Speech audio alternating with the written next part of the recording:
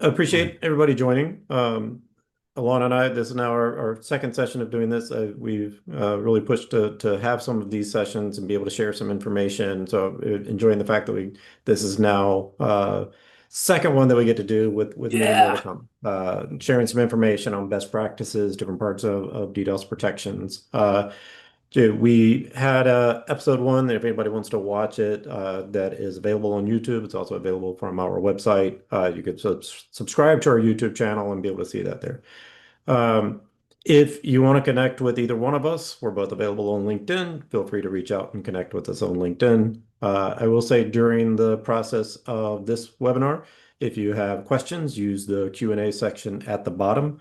Also, if there's topics that you want us to cover in future sessions, feel free to put that in the Q&A as well, and we'll make sure that we're trying to, provide content that you guys want to see. So Fun, fun, with fun. that, for this particular session, quick recap of number one, the episode that we did, but we're talking about scrubbing centers. Right. Explaining what they are, kind of hybrid solutions and stuff, may comment on like our approach to it and, best practices, so that you kind of walk away with this understanding scrubbing centers and how best to utilize them, for your protection from DDoS attacks. So, Right. We also cover the hybrid solution, obviously, and if we have time, I'm not sure we'll try to cover some radar solution, but I think I just left it here so in case we have some time. I'm not counting on that. yep. But for sure, we're going to discuss the scrubbing centers mitigation best practices and leave some time for Q&A. Good. So a quick recap of episode number one. Brian, Yeah. do you want So to kick this off? yeah, episode number one, we really try to cover like a lot of high level topics about a lot of different things from a DDoS protection standpoint. Covering just kind of the very high level basics of how you go through and protect yourself and the various components. So now we're starting to drill into specific areas that we talked about in the first one. So like I said, this one is specifically scrubbing center. So another one we may talk about CDN or Cloud WAF, and the firewall comment that Alon, you always want to reiterate. Yeah, firewall is not designed to block your DDoS attacks. Okay, Yes. we'll explain later on why. We already explained in the previous episode, and you're more than welcome and asked to go and watch the previous episode as well. But that's very important. Second, because Brian, I keep seeing new customers, new organization, new to me organization that are keep thinking of firewall as a DDoS protection spot, and no, please avoid that. Yeah. Yeah, it's use the tool for what it was designed to be used for. Yeah. Okay. And yeah, obviously we're going to cover here in more detail the scrubbing center protection. And in the third episode, we'll hopefully cover the CDN. So let's start. The scrubbing center. So, Brian, what is a scrubbing center? In a high level, At high level, Yeah. scrubbing centers kind of came about because you get high volume, the volumetric network floods and stuff like that. You needed to be able to go through and protect that at a cloud level. That once it reaches your data center, you're already having a problem. They can consume your pipe. So being able to move that into a cloud-based DDoS protection, leveraging the advantages of BGP to be able to run things through a scrubbing Right. center and hopefully deal with some of those high volume type attacks before it ever reaches your network. And some of the big attacks that we've seen lately from some of the botnets get into terabits per second. You may be a huge company with a data center that can handle that. Great. If you are, most people cannot handle that. So you would By the way, much when you rather choose a have that scrubbing center available. provider, make sure they have this capability of stopping Yes, huge yes. frequentic attacks. Yeah, it makes a big difference on who you're picking for a scrubbing center. Could they handle such an attack? So Brian, and then yeah, go ahead. and then obviously there's variations in it. You can have always on or on demand, which we can talk about. So Exactly what I wanted to ask you. Can you just, in a high level, obviously I'm going to expand that a bit more in the next yeah. slides, but just in a high level, the main differences between an always on. First of all, what is an always on? What is an on-demand scrubbing center? And why Yeah. So I, as a customer, would like to take each one of those? Yeah, so from an on-demand standpoint, this would be where you're wanting to go through and at a given point in time, you're under attack, then you decide to route your traffic through the scrubbing center. And you have to understand that if you make that decision to do it on demand, there can be a Mhm. transition window there. So Yeah. you can stop the attack, but you may have a transition window. You also have to go through and realize that you're under attack, you're suffering some damage there, and then you roll. It may be less expensive, but you're going to have a little bit of pain up front.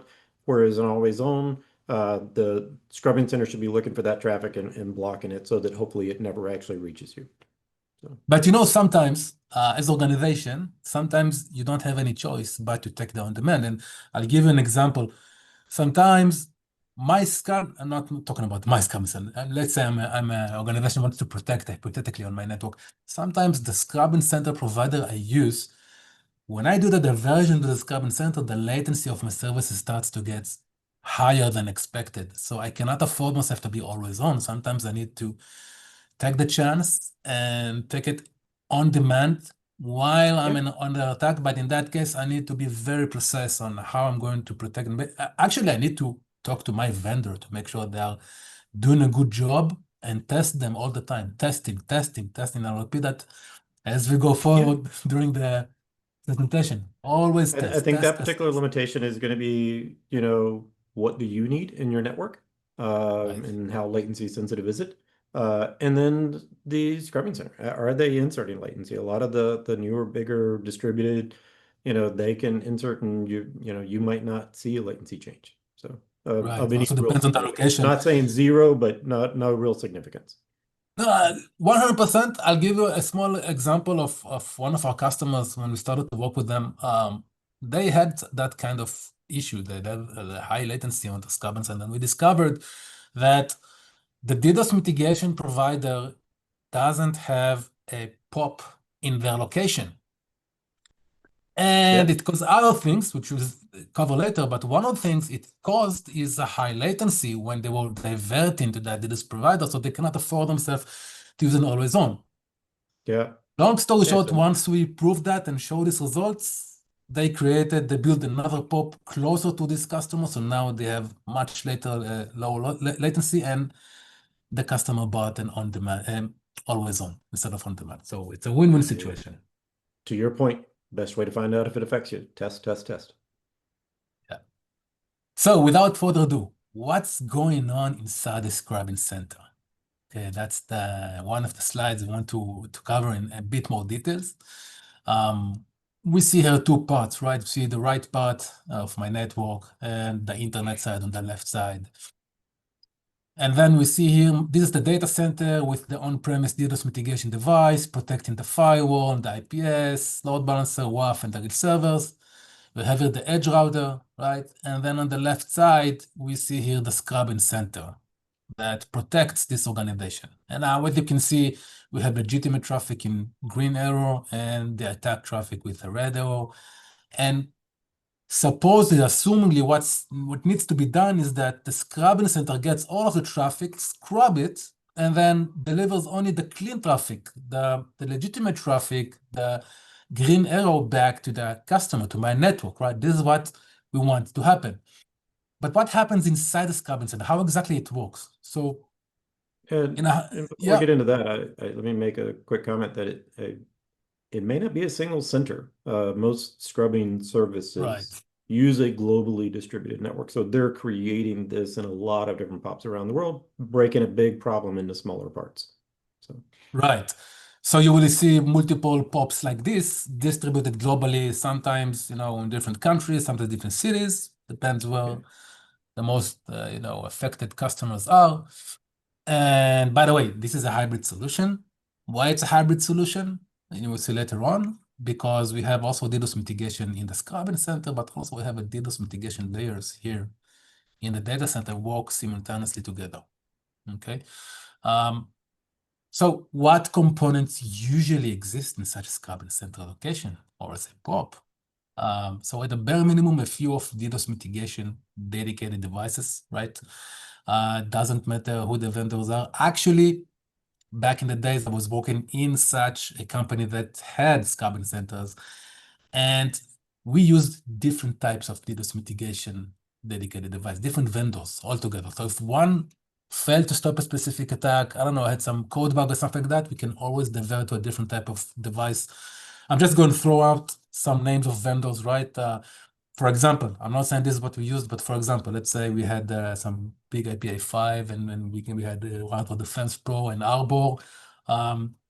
Then specific flags were good to be blocked by the Radware device. Other flags were good to be blocked by the Arbor. We knew how to manipulate the traffic to be blocked by which mechanism we had. So yeah, so the bare minimum, you should have multiple DDoS mitigation devices in your Scrub and center, and then you'll have some load balancing mechanism between them, and you want to have some firewall to protect the load balancer, right? But you also want some kind of DDoS mitigation layer, and you can adjust, we just put here a screenshot of DDoS mitigation device, but it can be those devices protect also the firewall, because guess what? This carbon center core network also need to be protected against DDoS attack, volumetric attack, because if they are not, they are subject to downtime. If they go down, the customers goes down. So just to pause for a quick second, I know we can either answer questions at the end, but this was a good one that popped up and I think it's relevant for now. Yeah. Does Cloudflare have a scrubbing center? Yes, Cloudflare is one of the top providers for scrubbing out there. Your ISP may have it. There's various scrubbing center providers, one of which is Cloudflare. The other one was what happened to Cloudflare today. I'm not going to speak to what happened to Cloudflare today. Yeah, yes, there were some yet to be issues this known, morning, yet to be but known. yeah, best left to them to release an Yeah. explanation for what happened. So Yeah, but yeah, so Cloudflare mainly started as a CDN provider. And yeah, later on they expanded their services also to a more sophisticated scrubbing center. So now they have both. They have scrubbing center and a CDN together, like one-stop shop. Very amazingly to see how this company achieved such big technology in such a short time. So, but they need to function better in those kind of days, like we see for today.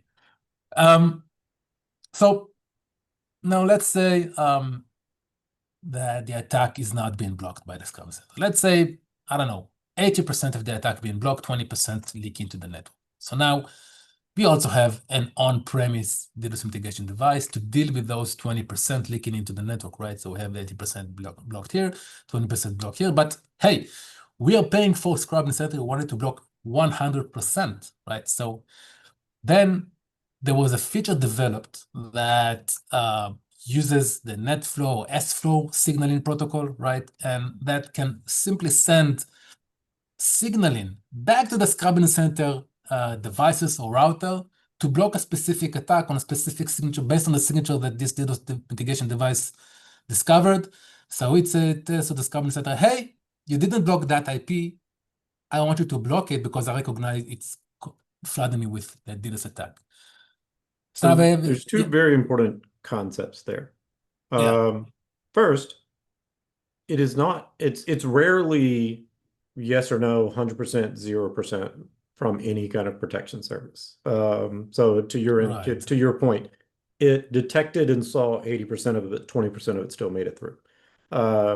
Which we do see a lot, with various mitigation, not just scrubbing center, with various mitigations that are out there.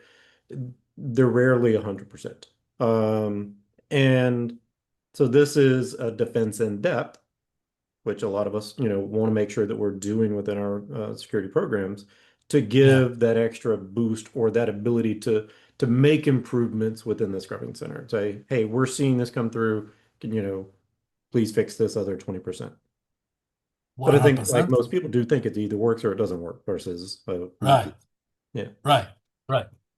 I also said that this type of signaling is now, not now, a few years ago already, being used for certain automations. So let's say I have an automated system running and seeing this signaling, and I need to use an on-demand diversion now because let's say this is not always on. So now I can use this NetFlow signaling to say, hey, I know I have some issues, attacks going into my data center. I want to divert. I'm not looking for anyone to approve that. just diverting that automatically. So that's kind of taking the on-demand to the next level. So it's actually an on-demand service from the provider, but it's actually like automated. So kind of always on benefit, but it's very dangerous to use that. You need to have very, very good coding automation to do those kind of solutions. And this brings us to the next slide, the fun one, where we're going to talk about how the BGP diversion is going to happen. What do you need to prepare before you're going to use this diversion to the scrubbing center? And Brian, because I like you, man, I want you to start explaining what exactly we see here, and then we go through with the animation on the slide and explain how exactly what happens under attack. Yeah, and I think this is important for people to understand what is happening. Hopefully, most of this happens very, very quickly, but it's good for people to understand that, if you're rerouting through a scrubbing center or diverting to a scrubbing center, what is actually going on. So Right. taking the general idea, what is peacetime traffic? So you have your uh, ASN, you have your IP range that you are going to go through and advertise out to the internet so that you can get traffic in. That is being advertised from a BGP standpoint to your ISP to the rest of the internet, and pulling traffic into the ISP that can then get routed to you. So Uh, basically, the internet sees this, right? yes. If you go with Yep. our router to the internet, this is what we see. I want to look for Brian's network. It's on AS 65009. It's an autonomous system in the dynamic routing protocols. Okay. Yeah. This is I compare it to, like, if you're dialing a phone call or something like that, that may be your country code and area code is your ASN, and then the phone number, you get it all the way to a certain point and the phone number gets it to the rest of the way. nice. So Nice. I like this example. um Okay. but that's normal traffic. So Right. if an attack is going through, it is underway, then you want to be able to reroute that as well. As a matter of fact, I left out an important point. While this is going on, you want to make sure that you have a path to your scrubbing center so that you can get traffic, clean traffic, should you have to route traffic through there. That could be GRE tunnel IPsec. People use, MPLS. There's all kinds of different ways that you can Yeah, get. for big organizations that The have big multiple ranges organizations may go that through and do sits that and in say, the well, scrubbing center, they use the direct layer 2 yeah, yeah. lines and PLS and stuff like that. And so So you've that's got this. basically just again, Brian, this is like a virtual line, right? It Yeah, go if you're not sitting in the scrubbing center, farm, it goes through your ISP, right? So basically, your router over here talks to the router over there and builds like a virtual tunnel, a GRE tunnel or IPsec tunnel, right? yep. All right. That's a virtual path ready for you to use should you need to use it.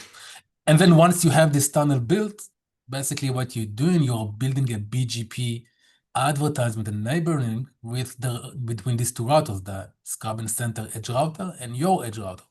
So now Yes. they can talk to each other, and in a matter of advertisement of BGP community, or a matter of clicking on in a portal web or sending an API request to the scrubbing center infrastructure, the traffic can be diverted, which we will show later on, right? Yeah. So, an attack goes underway. You want to be able to go through and advertise out now through your scrubbing center. So the attack traffic's coming in. All right, I want to be able to do something about that. You now advertise out that same ASN and IP range through your scrubbing center. So in this example, AS12345 is now advertising out, and the hope is that you're going to pick this traffic up from the internet and it's all going to come to the scrubbing center. I will say BGP, you're relying on BGP to prioritize the scrubbing center. Depending on the scrubbing center and the ISP, Right, BGP could still send some traffic through the ISP. right. So this Unless is you complete sometimes, stop advertising out through your ISP, then you could still get traffic from that direction, depending on BGP making a decision on the best path for it to go through and do. And you want to try to give priority to the scrubbing center in BGP routing so that you can force that traffic as much as possible into the scrubbing center. At which you point, know, Mhm. yeah. I remembered in a story, but go ahead. I'll just say my story later on. Say my story later But at on. which point the scrubbing center should do everything that we had talked about on the previous slide, and it's going to give you clean traffic through that GRE tunnel. So now you're getting your internet traffic. It's diverted. That does go through your ISP unless you do like a private link or something like that to your scrubbing center. It's going to still go through your ISP, but it's being scrubbed first, and then you've got a clean traffic pipe, virtual pipe through your ISP back to your router, so that the high volumetric attack got stopped before it ever reached your data center. So this is what you are talking about when we said BGP diversion, basically. So instead of walking through only the ISP publishers to the internet, we're basically telling to all the internet, hey, I'm diverting, go to the scrubbing center first, and then go to my ISP. So my ISP gets the traffic link. By the way, if you're not going to use, important point to note, if you're not going to use a scrubbing center or the diversion is not working well, an example for that would be a customer we work with back in the days. Very quickly, we found out that their diversion did not work good. And when I'm saying not good work good, it means like 80% of the traffic still came in through the ISP, after they enabled the BGP diversion settings. And the reason for that was because the ISP continued to publish their network through its infrastructure core with a better matrix of BGP.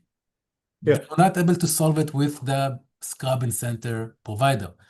So once we found out about this issue, and we saw it very quickly, and by the way, if you don't know us, we are Mezbot. We have a patent technology for testing DDoS attacks in a production environment non-disruptively, and gain a full visibility, complete visibility, what happens at each layer of the network, and quickly we can find out what's going on, if traffic is leaking or not leaking, and we can run 24/7 tests on a Well, and I production. think, with this, taking just this slide as an example, a lot has to go right in order for Right, this to work, right? right. And This is you why it's don't important want to to, tast all the time. Important to yes, test, yeah, test, test everything before yeah, the attack happens. and just because it worked last month, it doesn't mean it's going to work this month. So you want to be able to go through and do regular testing to make sure that all of this is actually functioning like it's supposed to, that your scrubbing center is provisioned as best as it possibly can. And Alon, we 8 minutes left. I think maybe one or two more Yeah, we spots. need to speed up. Maybe we're going to skip one slide. But in a high level, we understand now what a BGP diversion is. Let's talk about some known limitation for scrubbing centers. Okay, Yep. Brian, I'll let you to lead So this one. look, it goes back to the statement that I had earlier, that use a tool for what it was designed to be used. Just because you have don't use your wrench as a hammer. A scrubbing center was built with a purpose in mind, and that is those high volume type things to be able to go through and pull that, to offload that to a cloud service. That means that a lot of times, not always, a lot of times they are less effective against the low bandwidth attacks. Right. Those are really fine tuning with your network and those type things. Wasn't necessarily designed originally to deal with application layer attacks like a cloud web. A lot of them are starting to incorporate layer 7 type protections, but it's not the core purpose of that scrubbing center. So use it for what it was designed to be used for.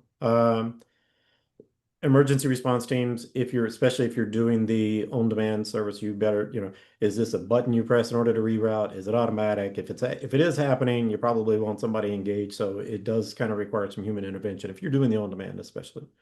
And in many cases, you're getting this with default settings. The one thing I will say is it's not a magic pill. You can't go through and say, I Right. bought a scrubbing service, I'm good now. That this requires configuration. They need to know what 100%. your network is capable of. They need to know what traffic types you need coming in, what traffic Mhm. types they can block. There's a lot of things that have to happen as a shared responsibility between you and the scrubbing center to get it right. But a lot of times that doesn't happen, and we see default configurations all the time. Right. In many cases, we see default settings, and settings are not good for your organization. You Yeah. need to see what's good for you. The settings for other organization not necessarily good for your organization. Just try to move on to the next slide. Try to do it very, very quickly. Let's say I have an environment, and let's say I have a scrubbing center, and I have a cloud WAF. Also I have a cloud applications, but now some attacks still able to click through. Why? Because my DNS service or my FTP service or my SMTP service did not have the correct settings on the scrubbing center to be protected, right? So now what's happened? my web application is well protected because we have the WAF, but the DNS servers not protected. And I expect that to already be protected already on this layer or even in this carbon center layer. And eventually what will happen is that the firewall, as much as we don't want it to be used for a DDoS attack, is now pulled in forcefully to block these attacks if it can. Even if it's not, and we saw it a lot of times. If you don't protect your firewall from DDoS attack, what's happening is that its connection table, its resources starts to build up and get full and full and full until it reaches to a point where the entire connection table gets to the maximum. At this point, the firewall is useless. It cannot answer for legitimate requests. And when this happens, that's game over, man. Your network is down. And if your cloud service needs to do an API call to something back in the data center in order for that cloud service to function like it's supposed to, because there's data that you're housing in your data center and it can't get to it, doesn't matter that the cloud application is up and running if it needs data that's housed in the data center. Simple as that. Let's switch to best practices. Go ahead and do that. And then we can talk about that for a few minutes here, and then we'll have to wrap up. And obviously, we've got a lot of content we can continue to put into future things, which is, I guess, why we need to do a lot of these. Maybe we need the longer webinars. I don't know. Anyway, best practices. Brian, your touch for this. So as we talked about the different ways in doing things here, the hybrid protection is always the best. A couple of different aspects of that. You saw the impact that can happen from an appliance being able to report back to using NetFlow. Also being able to go through and have, like, cloud WAF services and scrubbing center services and, some sort of on-premise, having that defense in depth really puts you in the best position to be able to block, attacks. And if that leakage that we talked about is happening and it made it through protection number one, you want to be able to have a second layer of protection that can hopefully pick up the leakage that's making it through. Always test. This is never a set it and forget it. That you're assume that you will be fine-tuning, you will find gaps, you will be making changes, you will because, like I said, it's not a set and forget, it's not a magic pill. It requires work on both parts, the provider and you, in order to make sure that you're getting it right. And when you test, don't forget also to test the BGP propagation. Is correct. As we saw. How long is it going to take? Is that acceptable? Did it work? Right. So is it fully diverted? Not only half of it, right? And I want to say something about the traffic. I want to say something about the type of traffic. We have a bullet here says about block all RFC violation packets. This is obviously, you don't want to see any kind of packets like that in your network. I would also say the following. When you need to design a protection for your network, you need to map what's going on in my network, right? You need to understand what services you're going to use. If you're just going to use 4 types of services like HTTPS, DNS, FTP, I don't know, and VoIP, and all the rest of the traffic should not even go to your network. Well, by all means, block all the rest block already on the carbon center. You don't need to add anything to reach to overwhelm your bandwidth pipe, right? This is my 2 cents for that. To that point, like that we mentioned before, that leakage could happen and it's never 100%, but there are certain things like RFC violations that you're like, that should be 100%. Like not one packet should make it through there. If you're doing it correctly, not one packet should make it through. And if there's a type of traffic you flat out don't need and you block it, none of that should make it through. So any of those type things you can find that are 100% and trim down, the other fine tuning that you have to do, the better off you are. And then we will finish with avoiding using the firewall. Firewall is not a appliance. And we finished exactly on time, Brian. I'm proud of us. Thank you very much for this session. I really appreciate that. It's always a pleasure talking with you and having a webinar with you. And to our viewers, please contact us. Talk to us if you want to have a demo session or book a meeting with us. We're more than happy to talk with you and show you our solution for a non-disruptive 24/7 DDoS testing in production environment. A patented solution. You have the details to contact us. Let me add to that. Non-disruptive meaning I can test a production environment at 2 o'clock in the afternoon for a bank. Or 2 a.m. in the night.